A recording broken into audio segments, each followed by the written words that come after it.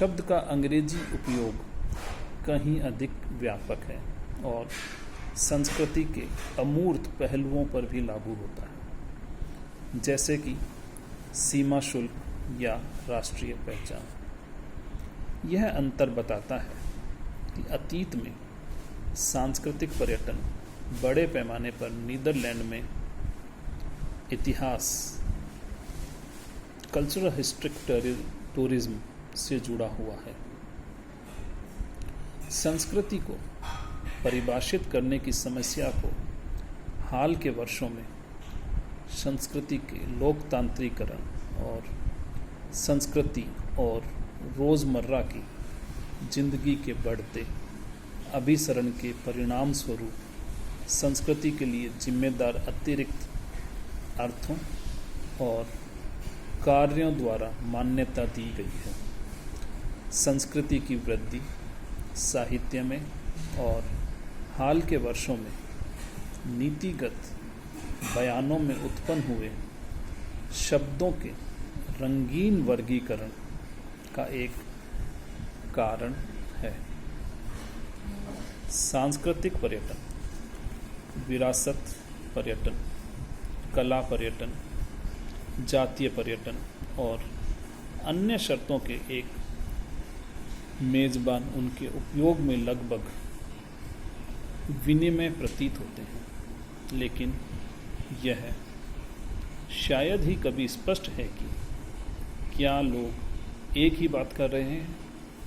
वास्तव में एक नई सांस्कृतिक पर्यटन नीति के विकास पर चर्चा करने के लिए स्कॉटिश टूरिस्ट बोर्ड द्वारा हाल ही में आयोजित एक संगोष्ठी का शीर्षक था, संस्कृति और पर्यटन, क्या हम एक ही भाषा बोल रहे हैं।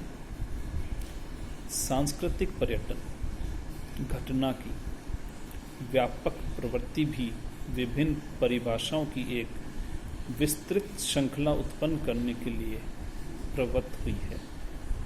इन परिभाषाओं में से अधिकांश एक विशिष्ट उद्देश्य के लिए तैयार की गई है और इसलिए सांस्कृतिक पर्यटक के केवल एक प्रमुख पहलू को संबोधित करते हैं।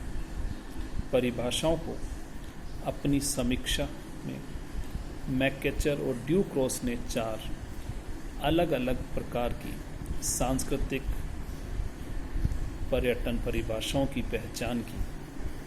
पर्यटन व्युत्पन्न परिभाषाएं, प्रेरक परिभाषाएं, अनुभवात्मक या आकांक्षी परिभाषाएं और परिचालन परिभाषाएं।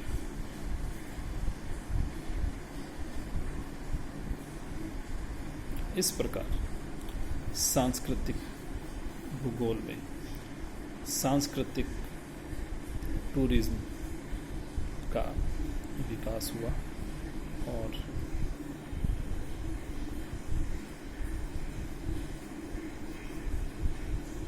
पर्यटन के क्षेत्र में संस्कृति का विशेष महत्व साबित होने लगा।